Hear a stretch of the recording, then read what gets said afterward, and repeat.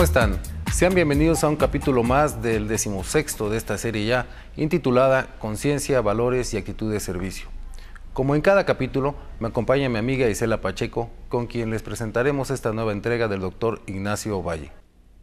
Así es, Eduardo, es un gusto estar una vez más al aire contigo presentando un nuevo capítulo de la serie Conciencia, Valores y Actitud de Servicio. En esta ocasión, el doctor Ignacio Valle, en el esquema, plantea la existencia de una interrelación que opera en distintos sentidos: el individual interior, que se orienta hacia el pensamiento y la mente, y el individual exterior, que contempla el plano cerebral. El colectivo también, que es el interior, que se enfila hacia lo cultural, y el colectivo exterior, que se enfoca en lo relativo a la infraestructura y a la economía. En ese orden de ideas expone el contraste y sintonía entre lo individual y lo colectivo, lo que redunda con la afirmación de que somos seres sociales pero individuos, y a la vez somos individuos pero sociales.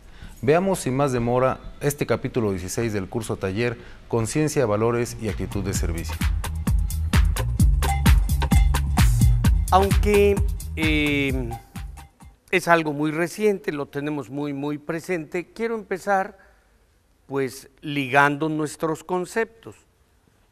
Hemos manifestado que lo desees tú o no lo desees, lo quiera yo o no lo quiera, es un hecho de la naturaleza, es un hecho de la realidad, que en este mundo van apareciendo cosas nuevas, que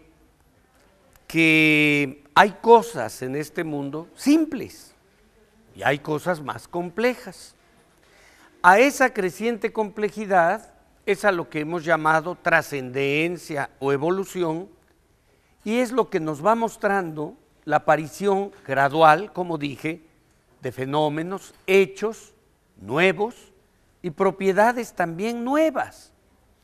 Todo esto para significar o avalar la noción de que la libertad no es una invención, una fantasía de nadie, sino un hecho de la realidad. Y que es allí, en el ejercicio de la libertad, donde tiene lugar, por supuesto, el drama ético. Y dijimos que ello nos obliga a asomarnos a ver cómo evoluciona esa conciencia ética, la conciencia humana. Claro, puede evolucionar también desde el punto de vista cognoscitivo, perceptual, pero a nosotros lo que nos interesa en este momento es la dimensión moral. Y señalamos que ese proceso se puede representar también con aquellos círculos concéntricos, y que se manifiesta ese cambio según se va modificando la visión, entendiendo por visión no solo el sentido de la vista, sino las nociones que el ser humano va teniendo del mundo.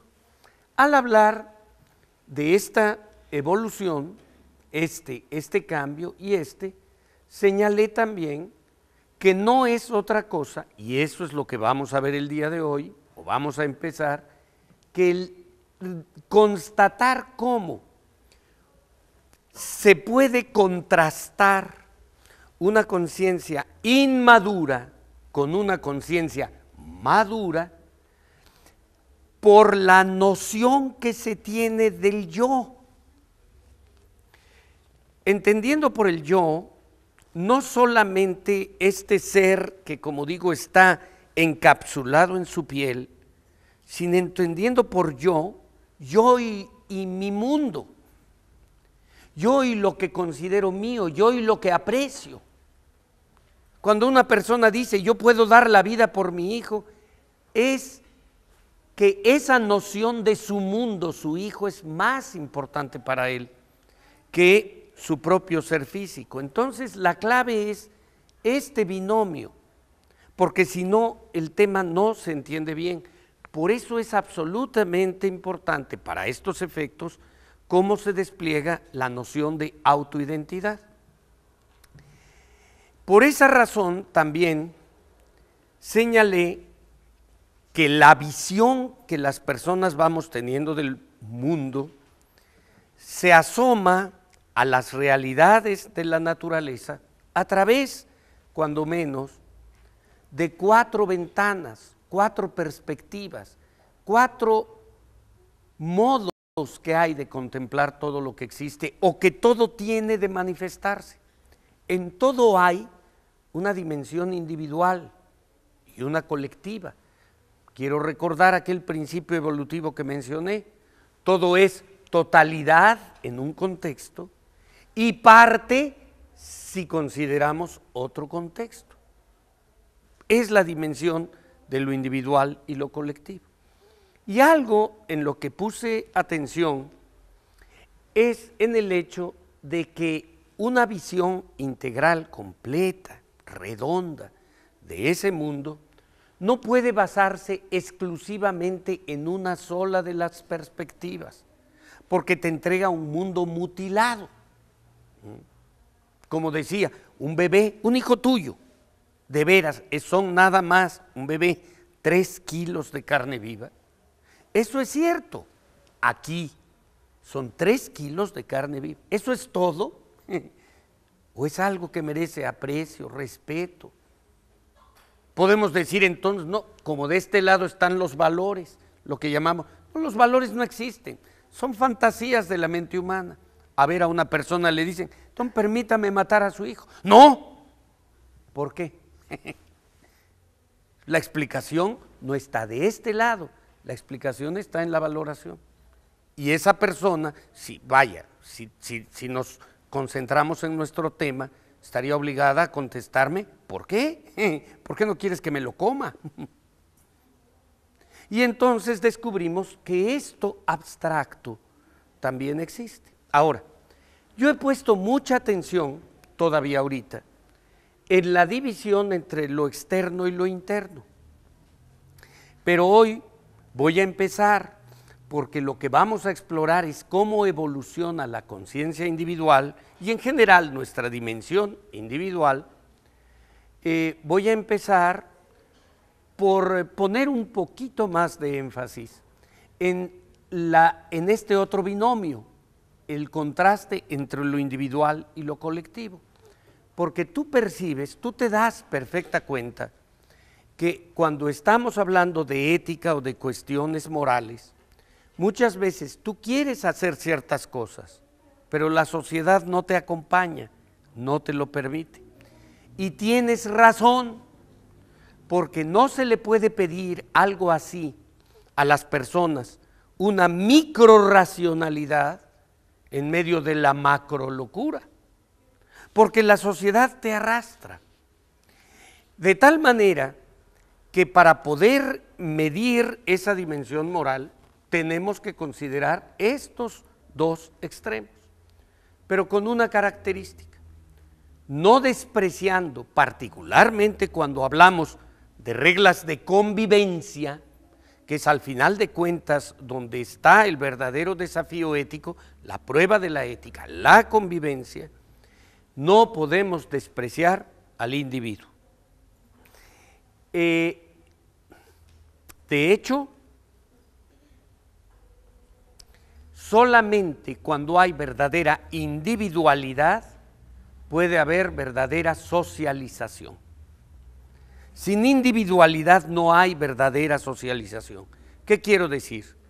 Es falsa la oposición radical entre individuo y sociedad, por lo que hace a los seres humanos.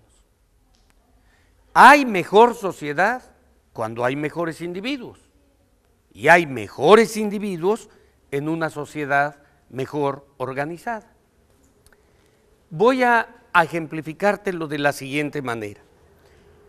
Cuando únicamente, si alguien te dice que tú tienes que sacrificarte por el conjunto de la sociedad, como que suena bien, pero también como que suena falso. Porque tú dices, ¿y yo por qué? Pues que lo hagan todos y no te equivocas. De pronto hay veces que sí, las circunstancias exigen que alguien, sobre todo si participa su voluntad, asuma ese sacrificio, pero no como un dictado venido simplemente de fuera. Porque en el caso de los seres humanos tienen que estar presentes las dos cosas. Cuando solamente la única meta es la especie, solo lo colectivo. De hecho, hay una socialización menor, vas a ver. Entre los grandes mamíferos, bueno, la mayor parte de los animales, y ejemplificaré con los grandes mamíferos, tú sabes que lo único que cuenta es realmente el elemento colectivo, ese es su comportamiento. Por eso, cuando les nace una criatura, un hijo, una criatura contrahecha o defectuosa, la abandonan. Si no es que ellos mismos, los padres, la destruyen. ¿Por qué? Porque lo que interesa como especie es que se trasladen los mejores genes para que la especie siga adelante. Entre los seres humanos no es igual, porque cuando nace una criatura con una discapacidad, los seres humanos se ocupan de ella. Es decir, los seres humanos sí tenemos capacidad para ocuparnos de los discapacitados, de los viejos, de los enfermos, de los heridos, como lo he mencionado varias veces. ¿Y eso por qué? Tengo que volver al tema del yo, porque cuando se conoce la interioridad, cuando se experimenta el sufrimiento por adentro, se desarrolla la capacidad de empatía. En el caso de los seres humanos, por eso hay verdadera socialización, porque cuando se conoce por adentro la enfermedad, la herida o la vejez de los seres queridos, la sociedad se ocupa de los demás. Eso es lo que quiero significar. Vaya, también entre los grandes mamíferos que vemos, que entre ellos, en muchos de ellos, hay un macho que tiene el harem, tiene varias hembras a su disposición y combate a los machos que quieren combatirle, hasta que llega otro y le gana y lo corre. Entonces solo uno, el que es portador por más vigoroso de los mejores genes, es el único que se puede reproducir, los otros no. ¿Por qué? Por ese dato colectivo, date cuenta. Por fortuna no es esa la regla entre los seres humanos, porque si no, para empezar, tu servidor no hubiera podido tener hijos, porque no soy ni el más fuerte ni el más guapo. De tal manera que en buena hora que me tocó nacer en el seno de la especie humana. ¿Qué es lo que te estoy tratando de decir? Que en el caso de los seres humanos, sí, por supuesto, somos seres sociales, pero individuos. Y somos individuos, pero sociales. No nada más una de las dos cosas. Recordando ese principio de totalidad y parte, tendría que decirte, sí, somos individuos, pero no células cancerosas. Somos sociales, sí, pero no hormigas. De tal manera que las dos cosas están en nosotros si es que verdaderamente queremos entender el funcionamiento de la especie humana. El peso del individuo en el caso de los seres humanos es tan grande que hasta los lenguajes sociales que se basan en el determinismo social, como diríamos el materialismo histórico, dialéctico, no, hay estas leyes de la historia que se van a cumplir inexorablemente. Vamos a pasar del comunismo primitivo al feudalismo y al mercantilismo y al capitalismo, al socialismo y al comunismo ideal últimamente.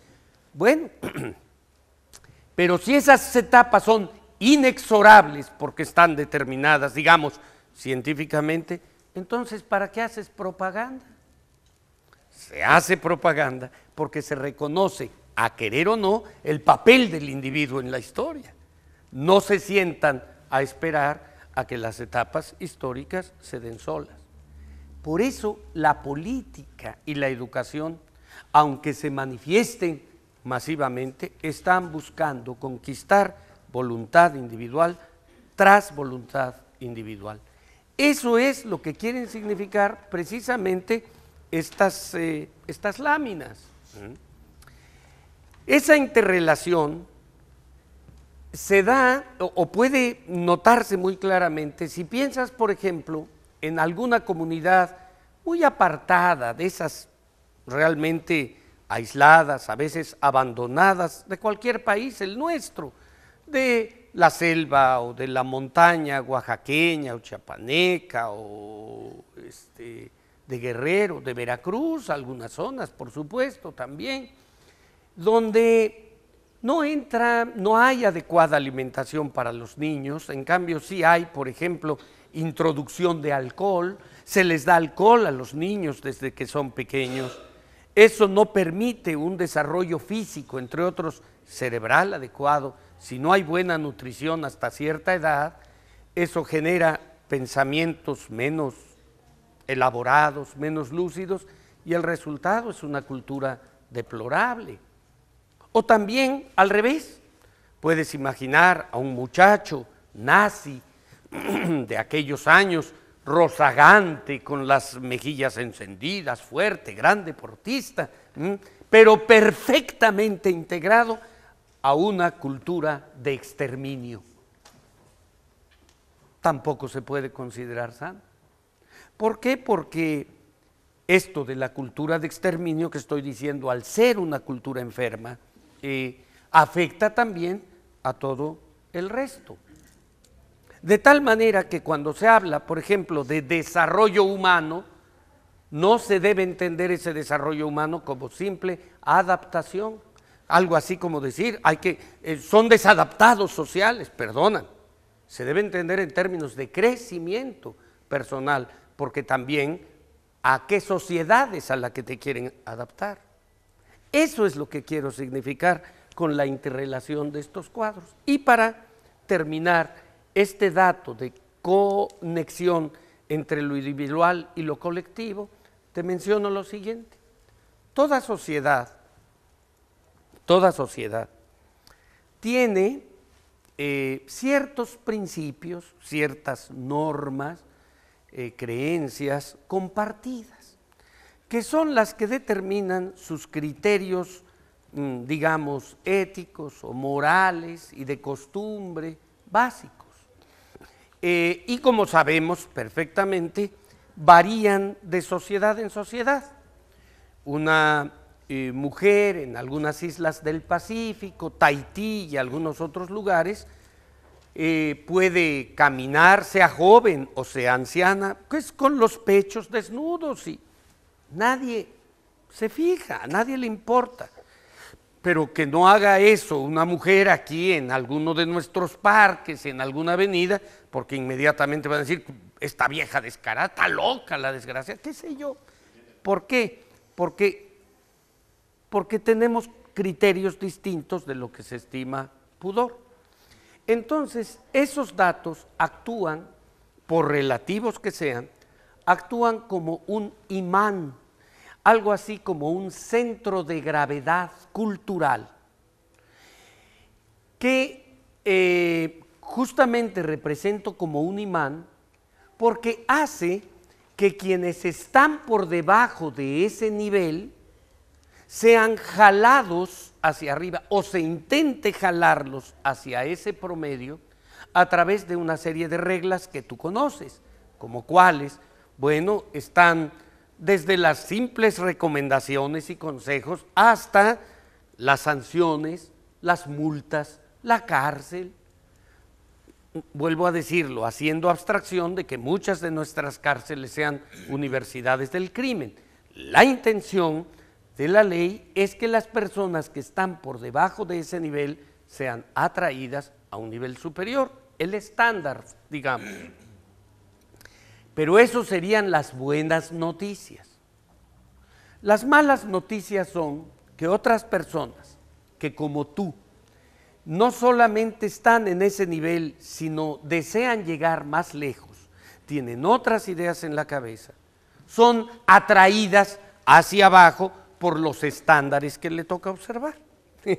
Vamos a imaginar que tú quieres mejorar tu lenguaje, ¿no? Pero llegas a tu casa, prendes la televisión y lo que te encuentras, digamos, es el Big Brother o alguna cosa así, y oyes que se expresan para todos los efectos. Oye, güey, pásame el de ese, güey. Sí, güey, cómo no, pues terminas hablando así. Va a resultar, no te va a parecer raro. O si vives en una ciudad que es un muladar, entonces no te va a costar ningún trabajo tirar una basurita. ¿Por qué? Pues porque no tiene la menor importancia. ¿Qué es lo que se necesita? Pues se necesita que se vayan consolidando socialmente niveles más altos que te acompañen, en que inclusive a ciegas se tome el ejemplo. Por ejemplo, como usé el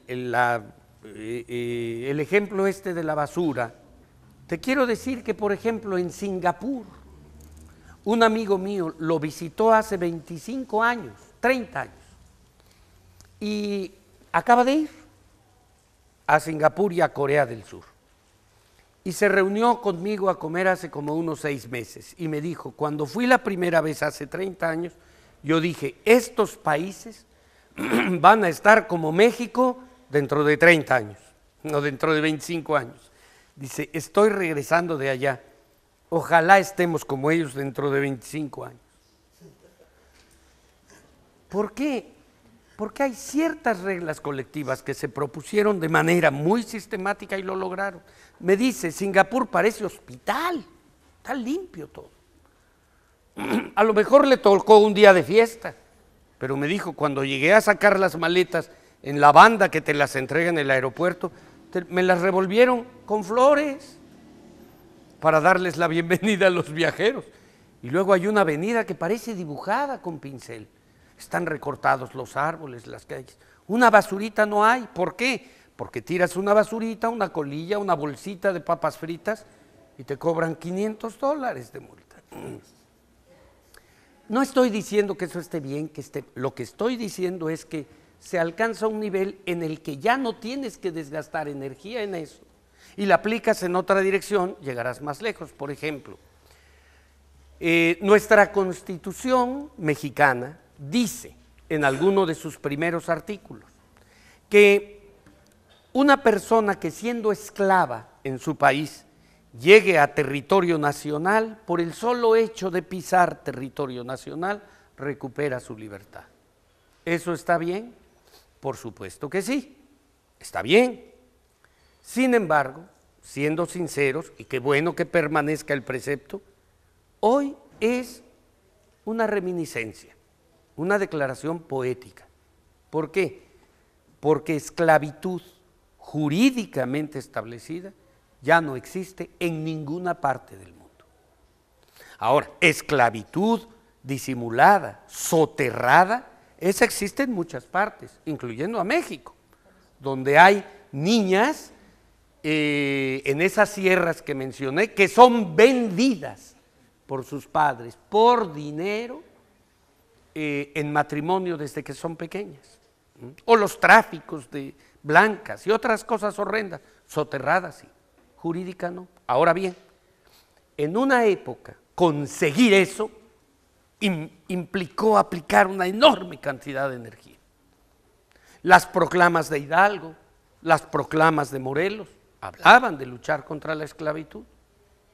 Pero hoy, por fortuna, ya no tenemos que luchar contra eso. Por lo tanto, liberamos energía para llegar más lejos.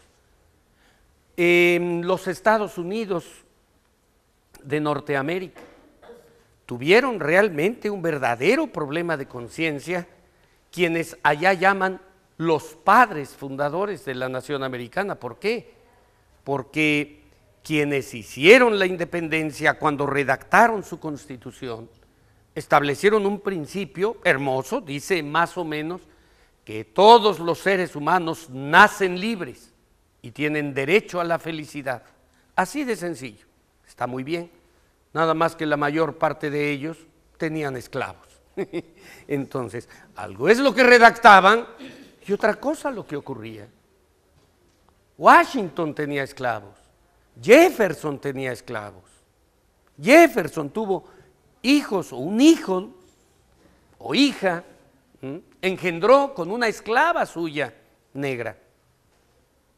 Y no obstante la grandeza de pensamiento y de alma de este hombre, la verdad, nunca lo reconoció oficialmente. Se sabe, se supo, se sabía, pero no se atrevió a hacerlo. ¿Por qué? Porque cuesta trabajo vencer esos prejuicios en un momento determinado.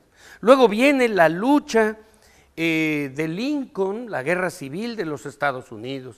Termina esa guerra y terminando, luego matan a Lincoln, pero luego queda la segregación racial en los Estados Unidos, hasta que desaparece, como desaparece el apartheid. Entonces, como estaba diciendo, eso que alguna vez implicó una enorme aplicación de energía, luchas, desgaste, es algo que ya se consiguió. Entonces, el día de hoy, ¿qué tipo de nivel, qué tipo de conciencia colectiva estaría siendo requerida para que acompañe los esfuerzos del individuo, de la individual? Es algo que ameritaría llamarse un nivel de conciencia planetaria, o, si prefieres, podríamos llamarle sencillamente un nivel racional. No digamos más, simplemente racional. Y ese racional, como lo vamos a ver, tiene que tener necesariamente la amplitud de la otra palabra, planetaria. Bueno, con estas acotaciones iniciales, podemos ahora sí abordar nuestro tema de cómo se despliega o cómo evoluciona la conciencia en su nivel individual.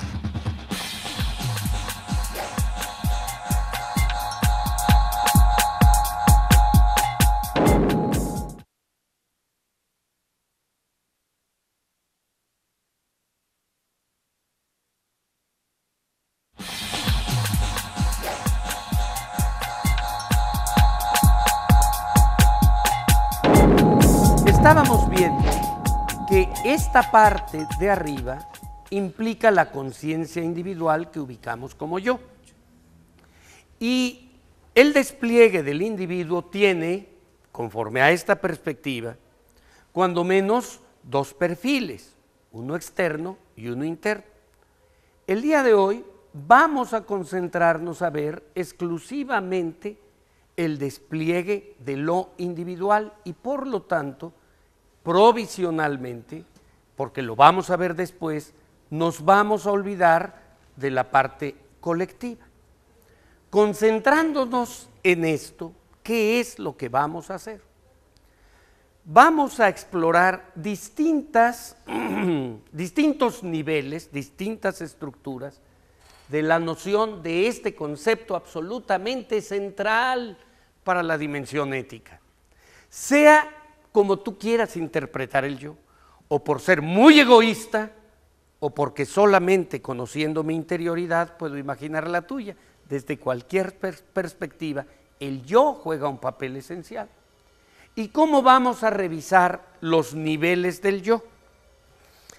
Tu servidor va a seguir básicamente, no únicamente, una vía, que es algo que se conoce con el nombre de psicología evolutiva, tiene otros nombres también, y de algunas formulaciones sigo bastante más de cerca el pensamiento de Jean Piaget, que es uno de los monstruos sagrados, de las grandes cabezas de nuestra época, y que, como saben ustedes, fue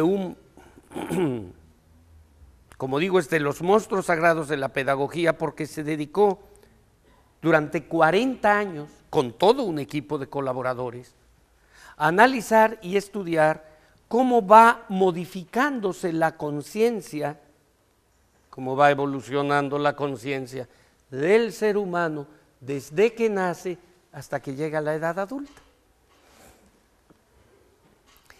Siguiendo a Piaget, vamos a explorar estos niveles. con denominaciones diferentes a las que él da, porque a mí me interesa relacionarlo con el yo, pero es lo mismo. Es el descubrimiento del yo físico, el yo emocional racional, el yo grupal concreto y un yo cosmotrópico. Pero apartándome un poquitín de Piaget, vamos también a asomarnos a una etapa previa a esta que él estudia y que pongo hasta abajo y entre paréntesis porque no deriva de ese pensamiento, sino de otro tipo de investigaciones, y que busca responder a otra pregunta. ¿A qué pregunta? Algo muy sencillo, inquietante, cada vez menos, pero inquietante. Digo, cada vez menos porque es menos conocido, pero el prodigio sigue allí. Es la pregunta de si tenemos conciencia antes de nacer.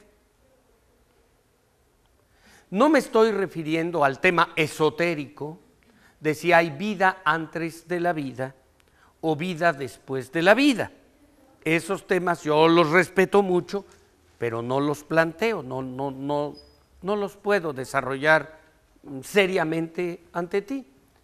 Entonces, ¿a qué me refiero? Pues a algo como todo lo que yo aquí te platico, algo más común y silvestre, más tangible.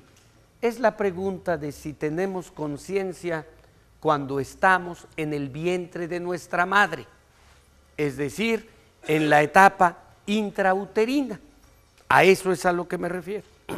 Y por allí pues voy a empezar para luego ocuparme de estas otras etapas. Sobre esa fase de la existencia, prácticamente todo el pensamiento de la antigüedad guardó silencio. Tal vez el Buda tuvo algunos conceptos en relación a eso, el hinduismo, pero en cuestiones también muy metafísicas, se ignoró prácticamente. Es hasta el principio del siglo XX cuando un discípulo otra vez de Freud, por eso es el gran abuelo, el gran patriarca de la psicología occidental, Otto Rank se llamaba, Otto Rank, hizo de esa etapa, más que de la intrauterina, del momento del nacimiento, objeto central de toda su investigación. Y se concentró en algo que se conoce con el nombre de trauma del nacimiento, sosteniendo que al nacer y por nuestra manera de aparecer en el mundo, de nacer, vamos a conformar nuestro temperamento. Es decir, que según tuvo lugar nuestro nacimiento, eso va dejando ciertas huellas, una impronta en nuestro ser que se va a manifestar en nuestra conducta. Hay quienes niegan que eso pueda ser posible, porque en el momento de nacer, nuestros sentidos no están tan claros. Es decir, nuestra vista es borrosa, capta luces y figuras borrosas, nuestro oído es vago y por lo tanto dicen, nadie puede recordar nada del momento mero del nacimiento. Pero quienes defienden la hipótesis señalan que si tú estás pensando en la conciencia, en el momento del nacer, como la conciencia que tienes ahorita, nos estamos equivocando. Tengo que volver a utilizar la imagen y los movimientos para describir qué es lo que ocurre. Lo que señalan es que esa criatura está naciendo a la conciencia.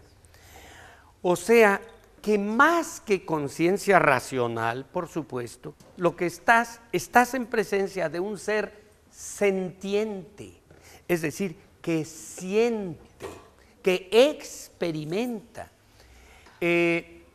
y que igual que todo lo anterior, aquí es donde utilizo los mismos gestos, la conciencia no es algo que aparece de repente, sino que va emergiendo como todo en el mundo y en la naturaleza, gradualmente hasta poderse manifestar un día con todo su esplendor.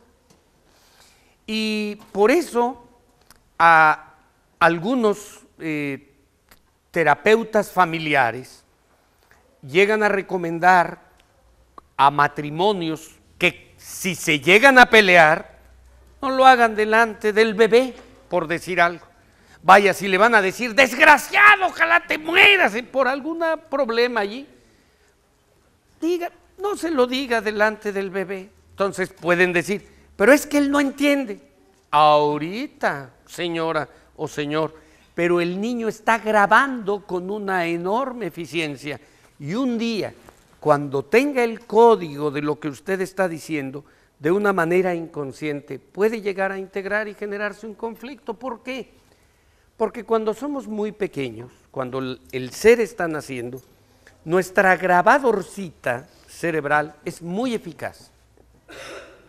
Pasan los recuerdos inmediatos por el hipotálamo y luego, haz de cuenta, la memoria que importa se manda al córtex, a la corteza cerebral, digamos, al disco duro, y ahí queda guardada para siempre. Y otros no se mandan allí y se olvidan, otros recuerdos. Pero la grabadora de los niños, ya ves que dicen que son como una esponja, graban todo. Eso lo vamos perdiendo con la edad, de tal manera que cuando llegamos a ser viejos, muy viejos, vamos conservando los recuerdos muy antiguos porque quedaron grabados. Es decir, ya está grabado y la reproductora jala esos recuerdos, pero la grabadora ya falla. Por eso una persona ancianita, muchas, porque hay gente prodigiosa que recuerda todo, pero mucha gente muy anciana se acuerda perfectamente cómo se llamaban sus compañeros de la escuela primaria y su maestra, pero no se acuerdan lo que les dijiste hoy en la mañana o lo que les dijiste ayer, porque empieza a fallar la grabadora. Entonces, eso ocurre con los niños y por eso ese género de recomendaciones, es decir, cada día hay más constancia de que se graban cierto tipo de recuerdos, que vienen a ser para esos efectos como recuerdos del porvenir. Por esto, imagínate que tú llegas a tu trabajo todos los días y ahí hay un recepcionista o una recepcionista X, digamos de otra nacionalidad, y que cuando lo saludas te contesta con unas palabras raras que tú no entiendes, ay lala, volá, o algo así, te sonríe, ¿no? Y tú le sonríes y te metes a trabajar. Y un día te mandan a ese país, digamos, por favor, Marruecos, algún país donde habla la nacionalidad de ese hombre. Y tú llegas, compras una artesanía y a la hora de pagarla, para quedar bien con el mercader, pues le dices las mismas palabras amables y con la sonrisa que te saludaba el recepcionista, lala, volá o lo que fuera, pues. Y resulta que el otro señor se indigna porque es una mentada de madre. Y entonces, ¿tú qué dices? ¿Qué harías? Maldito recepcionista, me lo estuvo recetando durante 5 años. Tú no te sentías ofendido porque no tenías el código. Grabaste el sonido, pero no tenías el código de la significación. Cuando lo tienes, integras. Bueno, todo esto que te estoy diciendo es porque este señor Otto Rank fue, la verdad, el primero que se ocupó de esas etapas muy, muy tempranas, el trauma de nacimiento, pero no fue el único. Hubo otro hombre llamado Arthur Janov, que un buen día fue a ver una obra de teatro. Una obra de teatro que yo supongo que es El diario de un loco, de Gogol, que en la capital de la República tuvo un actor durante muchos años, como 25 años, porque es un monólogo, pero no te lo puedo decir con absoluta seguridad. El hecho es que el personaje de la obra termina encorvado o en el escenario, tirado en el escenario, encorvado asumiendo la posición fetal y gritando, mamá, mamá. Cuando este señor vio esto en el espectáculo, volteó a ver al público y notó que entre el público había personas que experimentaban una especie de trance. Y cuando vio que experimentaban esa especie de trance, empezó a discurrir que esas personas tenían una experiencia regresiva. Y explorando y explorando, puso a punto una terapia que se conoce con el nombre de Primal Scream, que quiere decir grito primal o grito primario, el grito del momento del nacimiento. Y desarrolló una terapia en la que tú te podrás encontrar algunos ejercicios o lugares donde lo hacen, pero donde a la persona la relajan, no la hipnotizan, no la duermen, pero se relaja, descansada, y le empiezan a decir, a ver, ¿cuántos años tienes? 40, perfecto. Cierra los ojos. A ver, ahora recuerda, tienes 35, ¿qué ves? Ahora tienes 30, ¿qué ves? Ahora tienes 25, 20, 15, 10, 5, un año, estás naciendo. Y la persona va recordando. Y bueno, algunos años antes, tu servidor hizo frecuentemente estos ejercicios. Tiene como 4 años que no los hago.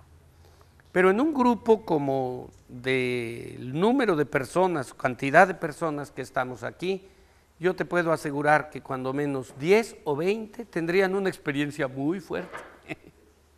O fuerte. Yo recuerdo una persona que trabajaba en el Tribunal Agrario que estuvo llorando como media hora. Y ahí la fuimos a consolar. Y decía, no, es que lloro de alegría, lloro de alegría. Bueno, será lo que sea, pero no es cosa de juego. Bueno, no quiero que pienses que estoy como Cantinflas. Bueno, el Primal Scream no es eso que te acabo de decir. Es eso, pero en serio. No procesos como el que te acabo de mencionar que duran 20 minutos o una hora. No. Los terapeutas del Primal Scream lo que hacen es aislar a una persona durante una semana o 15 días en instalaciones especiales. Haz de cuenta un hotel, pero no un hotel donde dices, ya llegué aquí con mi raqueta y mis libros. No, ni raqueta ni libros. Aíslan a la persona y empiezan a hacer el proceso regresivo lentamente y las experiencias son muy fuertes. Yo te voy a platicar, me parece útil hacerlo, un testimonio personal que trata otra vez, pues cada quien tiene su biografía, otra vez de un compañero mío de escuela, de mi facultad de Derecho, un joven extraordinario. De este sí puedo dar su nombre, porque sé muy bien que él no tendría inconveniente porque él mismo lo platica, no como mi otro compañero de los 10. Este joven, este hombre, ahora se llama Armando Morones Ortega. Armando Morones.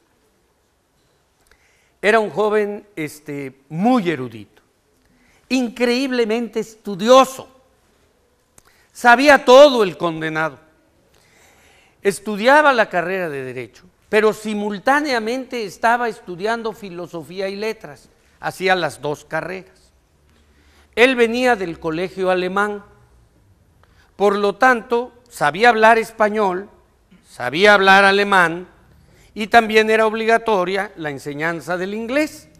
Francés lo aprendió por su cuenta, entonces hablaba esos idiomas, pero además, como estaba estudiando Filosofía y Letras, y era muy aplicado, entonces para estudiar a los clásicos en sus originales, estudió latín y aprendió griego antiguo. Y en la escuela sabía, por supuesto, más, mucho más, que todo el resto de sus compañeros juntos, y más que la mayoría de los profesores. Para que tengas, pero claro, también era, por esto mismo era todo cabeza, pero nada más cabeza. Y como podrás imaginarte, era también todo arrogancia, presunción, agresión. Para que tengas una idea de ese temperamento, el día de su examen profesional, yo estuve en él. Un maestro nuestro, de él sí omito el nombre, maestro respetable, le dijo, el compañero ahí sentado examinándose, y acá los profesores con su birrete y toda esta historia, ¿no? Solemne. Y le dice, a ver, compañero, Platón dijo esto, ¿qué opina usted? Y nuestro compañero ahí sentado examinándose le dijo, maestro, Platón nunca dijo eso. Usted no ha leído a Platón. Usted se sabe a Platón de oídas. Porque lo que Platón realmente dijo fue esto. Se lo dijo en griego, luego se lo tradujo al español y me debes creer que el profesor se quedó callado. Así era horrendo nuestro compañero. Era horrendo. Bueno, cuando terminó las carreras, se fue a Alemania, a la Universidad de Múnich, a hacer 2 doctorados. Uno sobre lógica de la ciencia, sobre filosofía de la ciencia y lógica matemática. Hizo su tesis sobre números transfinitos de Cantor. Total, cuando terminó sus doctorados, la Universidad de Múnich, que ya ves que son bien vivos en aquellos países para capturar cerebros, la Universidad de Múnich le dijo, lo invitó a quedarse y lo contrató como catedrático y empezó a dar clases en la Universidad de Múnich. Bueno, pues resulta que este amigo nuestro, quién sabe qué gatos traería encerrados acá en el alma, que se metió un día a la terapia del Primal Scream, una semana. El día que terminó la terapia del Primal Scream, al día siguiente se presentó en la Universidad de Múnich, renunció a sus cátedras, empezó a estudiar a Krishnamurti, se volvió vegetariano, viste de blanco y con una señora que se llama Tita de la Borbolla, que fue heredera de los que alguna vez fueron dueños de una casa de música famosa en la capital que se llama Sala Chopin, ya no son los dueños, puso un hotel de meditación aquí en el estado de Nayarit, en un pueblo que se llama Sayulita, y se dedica se hizo terapeuta del Primal Scream, está 6 meses en Alemania dando sus terapias y 6 meses en su hotel de meditación, que yo ya visité, lo fui a ver, los fui a saludar ahí, Bueno, ¿qué te estoy diciendo? ¿Que lo que hizo nuestro compañero es correcto o es incorrecto? ¿Se equivocó? ¿Acertó? No tengo derecho a juzgar a nadie así. Lo único que quiero decir es que explorar esos estadios de la conciencia no son cosa de juego. Es decir, son cosas que llegan a tener efectos y a surtir transformaciones verdaderamente sorprendentes en algunas personas. Todavía hubo alguien más que explorando esto llegó más lejos, que es un señor llamado Stanislav Grof. ¿Qué es lo que ocurre con este sujeto? Mira, en el año de 1942, un señor llamado Albert Hofmann, trabajando en los laboratorios Sandoz de Suiza, sintetizó una sustancia a partir del cornezuelo de centeno y quiso saber a qué sabía. Metió el dedo en la sustancia que sintetizó y le echó una chupeteada. Después tomó su bicicleta en Suiza para irse a su casa. Lo que no sabía es que la sustancia que había sintetizado por primera vez en la historia era el ácido lisérgico dietilamida o LSD-25, pues. Y comprenderás que con la chupeteada que se echó, el hombre agarró un viaje de aquellos. Entonces, cuando iba en su bicicleta para su casa, tomó un viaje peor que el del E.T., pues. Por cierto, debo decir que ese hombre, Hofmann, siempre tuvo un especialísimo respeto por su descubrimiento. Nunca lo consideró propiamente adictivo. Diré 2 o 3 palabras sobre eso.